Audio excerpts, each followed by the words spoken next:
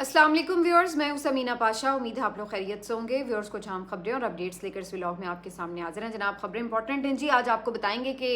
एक press conference जिसका कल रात से बड़ी शिद्दत से इंतज़ार किया जा रहा था वो फाइनली हो गई, लेकिन क्या वो कारकुनों की उम्मीदों पर पूरा उतरी? तो बज़ाहिर ऐसा दिखाई नहीं देता। एक अल्टीमेटम जो रात को दिया गया था, आज उसकी वजाहत भी की गई है, लेकिन कोई लाहे अमल का ऐलान नहीं किया जा सका। अली अमीन गंडापुर साहब आखिर किस मिशन पर हैं, इसके ऊपर भी बात होगी। और फिर एक दफ़ा फिर आलिया हमजा साहिबा को इग्नोर किया गया और उनको इस प्रेस कॉन्फ्रेंस में भी इवन बैठने की इजाज़त या दावत नहीं दी गई। ये सब क्या हो रहा है और इसकी वजह क्या है, ये सब आपके सामने अभी रखते हैं चीज़ें। इसके साथ साथ आपको बताएंगे कि जी एक नई पार्टी का क़याम अमल में आ रहा है और बिलावल भुट्टो जरदारी के मुकाबिल कौन है जो पार्टी बना रहा है, इसके ऊपर बात करेंगे। और फिर ये भी जिक्र करेंगे कि दो फौजी अफसरान की गुफ्तगू जो है वो काफ़ी वायरल है सोशल मीडिया पर, उसके ऊपर काफ़ी बात हो रही है, तो उसका भी थोड़ा जायज़ा लेंगे। काफ़ी कुछ है इस व्लॉग में। आपसे रिक्वेस्ट है कि चैनल को सब्सक्राइब कर लें अगर अभी तक सब्सक्राइब नहीं किया। तो सबसे पहले बात कर लेते हैं जी कि पाकिस्तान तहरीके इंसाफ की तरफ से जो प्रेस कॉन्फ्रेंस की जानी थी, जिससे उम्मीदें ये जुड़ी हुई थी कारकुनों की कि शायद आज कोई लाहेअमल दे दिया जाएगा। उसकी वजह बड़ी साफ थी कि एक तो जाहिर है इमरान खान साहब ने ख़ुद भी कहा हुआ है कि इसी हफ्ते में लाहेअमल सामने आ जाएगा और 5 अगस्त को तो पीक पे जाना है तहरीक ने। दूसरा, अलीमा खान साहिबा ने भी ये कंफर्म किया था कि लाहेअमल पे बात हुई है और हम मुतमईन हैं, लाहेअमल तैयार है। तो उससे भी अंदाज़ा हो रहा था कि शायद कोई यही वजह है कि जी जाके लाहेअमल का ऐलान होगा। लाहौर फिर इतना लाओ लश्कर लेकर आना, तो इससे भी सब बड़े एक्साइटेड हो रहे थे कि पता नहीं शायद जी लाहौर जाके गढ़ में बैठकर तहरीक का ऐलान किया जाएगा। तो उसकी तो खैर हमने कल रात ही बात कर ली थी कि ये सब तो एक प्री प्लान अंडरस्टैंडिंग ही नज़र आ रही थी और ऐसा ही हुआ। लेकिन इन सब चीज़ों के बावजूद भी ये तमाम जो उम्मीदें थीं वो बिल्कुल उस वक्त ढह गईं कारकुनों की, बिल्कुल उन पर पानी फिर गया जब रात को भी कोई लाहेअमल का ऐलान तो दूर, सिर्फ ये कह दिया गया कि जी 90 दिन का अल्टीमेटम दे रहे हैं और उसके बाद हम देखेंगे कि हमने क्या करना है। और इस तरह की बात करके कारकुनों में मायूसी की लहर दौड़ गई कि जनाब ये तो एक तरह से दोबारा मजीद टाइम दे दिया गया है कि जी रखें जी, आप 3 महीने भी आराम से इमरान खान को अंदर रखें, कोई प्रॉब्लम नहीं है। तो पहले वही गंडापुर साहब जिन्होंने संजानी जलसे में 15 दिन का टाइम दिया था कि जी 15 दिन में अगर नहीं रिहाई हुई तो फिर देखें हम क्या करते हैं। उसके बाद फिर उन्होंने एक दफ़ा एक जलसे में इसी तरह कुछ दिनों का टाइम दिया और अब एक दफ़ा फिर से उन्होंने 90 दिन का टाइम दे दिया और कहा कि जी इसके बाद हम देखेंगे। तो बज़ाहिर अब ये यही लगता है कि ऐसे ही टाइम देते देते देते पता नहीं कितना टाइम ये मज़ीद गुजारना चाहते हैं। लेकिन अब कारकुन जो है वो ऐसा लगता है कि इस झांसे में आने के लिए तैयार नहीं है और उन्होंने शदीद तनकीद शुरू कर दी और काफ़ी आड़े हाथों लिया अली अमीन गंडापुर साहब की इस बात को। रही सही कसर आज की प्रेस कॉन्फ्रेंस ने पूरी कर दी, जब ये सुबह 11:30 बजे जो प्रेस कॉन्फ्रेंस होनी थी तकरीबन 1 घंटे की ताख़ीर से हुई और उसके बाद इसमें सलमान अकरम राजा साहब मौजूद थे, मलिक अहमद बच्चर साहब मौजूद थे, इसके साथ साथ अली अमीन गंडापुर साहब जो थे वो ज़ाहिर है बेसिकली प्रेस कॉन्फ्रेंस कर रहे थे। तो अली अमीन गंडापुर साहब ने इस प्रेस कॉन्फ्रेंस में कोई लाहेअमल का ऐलान नहीं दिया। कोई उन्होंने ये नहीं बताया कि जी हम अगले हफ्ते से ये कर रहे हैं, इस तारीख को ये होगा, इस तारीख को ये होगा, ये हमारी स्ट्रैटेजी है, इस तरह हम यहाँ मूवमेंट करेंगे और फिर 5 अगस्त को ये हमारा बिग प्लान होगा जिसमें ये पीक पे जाएगी। तो कोई स्ट्रैटेजी, कोई लाहेअमल इस तरह का नहीं दिया गया, बल्कि यहाँ पर ये कहा गया कि जी हम बिल्कुल हम करेंगे, हम देख रहे हैं, हम मुशावरत कर रहे हैं और इस तरह की बातें की गई कि जैसे कोई उन्हें अर्जेंसी नहीं है कि जी हमने ये कोई ऐलान करना था या कोई कारकुन तो हमसे मांग रहे हैं स्ट्रैटेजी और हम यहाँ पे अभी बता रहे हैं कि जी अभी तो हम मुशावरत करते फिर रहे हैं। तो ये सब चीज़ें काफ़ी हैरान कुन थी। और फिर उसके बाद अपनी बात का जो उन्होंने कल रात खिताब में की, उसका जवाब यूँ दिया कि जी जो 90 दिन का अल्टीमेटम है वो तो हमने खुद को दिया है। जब उनसे ये सवाल हुआ कि वो किसको दिया है तो उन्होंने कहा वो तो हमने खुद को दिया है और हमने ये तय करना है कि जी अगर फर्दर हमारे साथ इसी तरह चला जाता है तो फिर हमने क्या करना है। तो भाई आपको ये 90 दिन के अल्टीमेटम की अभी मजीद कोई ज़रूरत बाकी रह गई थी अपने आप को देने के लिए? ये पिछले 3 साल से जो आपके साथ हो रहा है उसके बावजूद भी आप ये समझते हैं कि आप कोई अल्टीमेटम देंगे और उसके बाद उससे कोई जो है वो एकदम चीज़ें बदलना शुरू हो जाएंगी, खौफ के मारे लोग अपनी पॉलिसी तब्दील कर लेंगे। तो ये एक बिल्कुल अजीब व गरीब सी प्रेस कॉन्फ्रेंस थी जिसमें कुछ भी नहीं था और सिर्फ पुरानी जो बातें थी उनको दोहराया गया कि ये हुआ, जो इलेक्शन था वो चोरी हुआ, इस तरह से जुल्म जबर हुआ, ये सब चीज़ें हुई, वो तो सब हुई, इसमें तो कोई दो राय नहीं है। लेकिन अब इससे आगे बढ़कर आपने इसका हल क्या निकालना है, ये असल बात थी जिसके ऊपर सबका फोकस था। लेकिन ऐसी कोई बात नहीं सामने आ सकी जिसमें वो कोई ये बता रहे हो कि जी इमरान खान साहब की रिहाई के हवाले से हमने बात करनी है। मेरे लिए जो एक और बात बड़ी हैरान कुन थी वो ये कि कल रात खिताब में भी और आज प्रेस कॉन्फ्रेंस में भी इमरान खान की जो कैद तन्हाई है इस वक्त जारी है, जो उसमें उनकी मुलाकातें नहीं हो रही, जो उनको सहूलियात भी उनसे ले ली गई हैं, उनके ऊपर कोई बात ही नहीं हुई, उनके ऊपर उस तरह से आवाज़ ही नहीं उठाई गई कि जी रखा भी हुआ है और ऊपर से जनाब इस तरह की सख्तियां भी की जा रही हैं। तो ये भी बड़ी हैरान कुन बात थी कि आपने किस तरह बिल्कुल इस चीज़ को, हालांकि मेरे ख्याल से तो इसके ऊपर रोज़ बात होनी चाहिए, रोज़ प्रेस कॉन्फ्रेंस होनी चाहिए कि जी कैसे आपने उनका जो बुनियादी हक है कि उनकी मुलाकातें हों, उनको एक बेहतर सहूलत मैसर हो जेल के अंदर, वो कोई परेशानी किसी ने उसका इजहार नहीं किया कि इमरान खान साहब के साथ ये सलूक जो है वो जेल में हो रहा है। इस कैद तन्हाई के ऊपर, मुलाकात ना करवाने के ऊपर जो है क्यों कोई शिद्दत नज़र नहीं आती।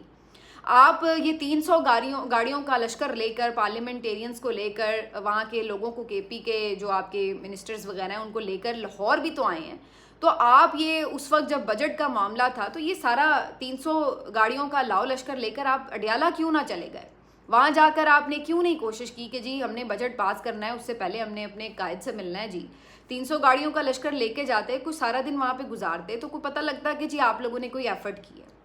लेकिन आपको नज़र आता है कि उनकी तरफ से कोई ऐसी एफर्ट जो थी वो उस वक्त नहीं की गई। और बजट मंजूर करने के बाद भी बज़ाहिर सिर्फ खानापुरी के लिए चंद लोग गए और अगले दिन जाके जी देख लें जी हम आए थे और नहीं मिले और ये वो चले गए।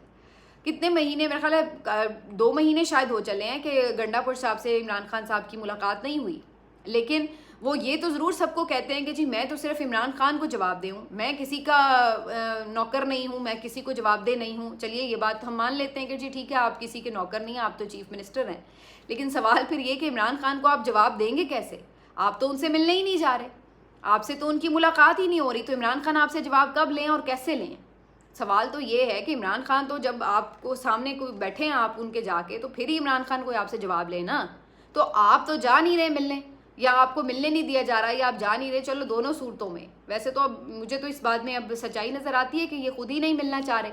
और उसके बाद फिर इमरान खान साहब आपसे कैसे पूछें कि भाई जो मैंने आपको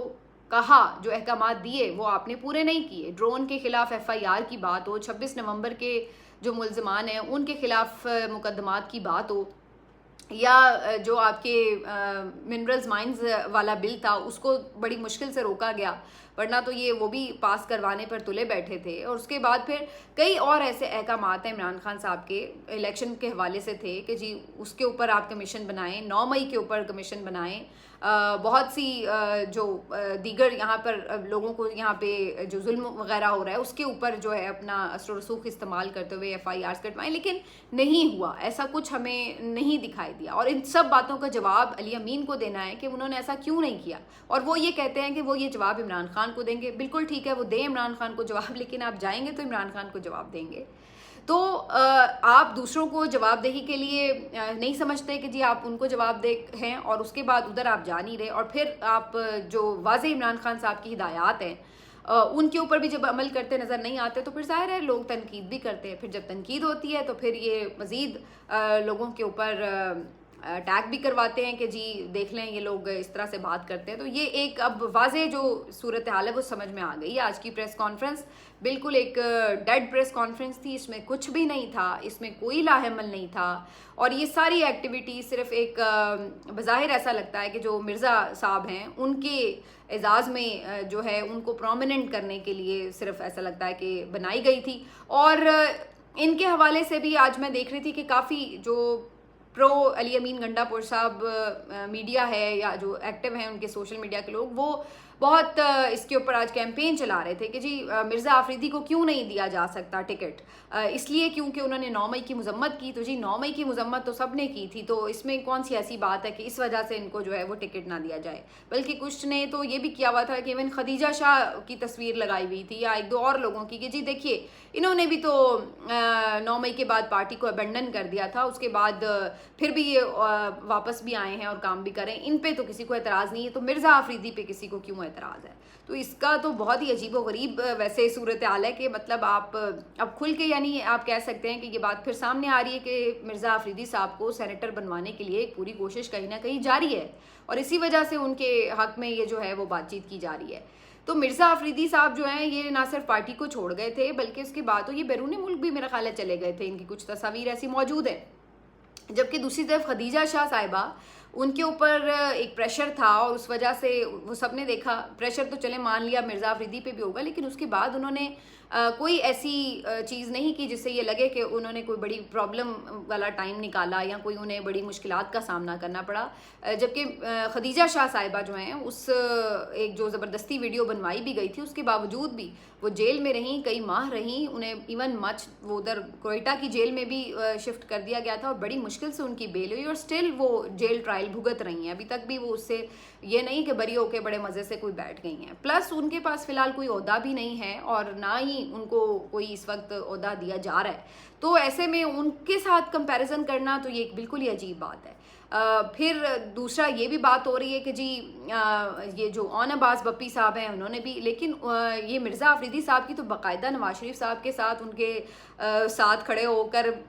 مطلب وہاں پہ بھی ان کی محفل میں بھی وہ جا پہنچے تھے. تو بہت سے لوگ ایسے پی ٹی آئی کے ضرور ہیں جنہوں نے کسی مجبوری کی وجہ سے اس وقت پارٹی چھوڑنے کا اناؤنسمنٹ ضرور کیا ہو، لیکن ضروری نہیں کہ وہ کسی اور جا کے جماعت کا بھی حصہ بن گئے ہوں، اور یہ بھی ضروری نہیں کہ اس کے بعد ان کی مشکلات ختم ہو گئی ہوں. تو یہ کیس ٹو کیس کافی چیزیں جو ہیں وہ مختلف ہیں، ہر کسی کا کیس ایک جیسا نہیں ہے اور اس لیے اس کو ایک جیسے طریقے سے ٹریٹ بھی نہیں کیا جا سکتا. لیکن مرزا آفریدی صاحب کی سفارش لگتا ہے جی خاصی تگڑی ہے، اسی وجہ سے ان کے حوالے سے جو ہے وہ کافی سوشل میڈیا کیمپین بھی چلانے کی کوشش ہو رہی ہے. لیکن کیمپین تو خیر ان کے خلاف بھی ایک بھرپور تگڑی چل رہی ہے. جو social media P T I کا جنرلی اس وقت تگڑا نظر آتا ہے وہ تو بہت اگینسٹ ہے مرزا آفریدی صاحب کے اس ٹکٹ کی نامزدگی کے حوالے سے، اور اس سے زیادہ انہیں اس بات سے تکلیف ہے کہ بھائی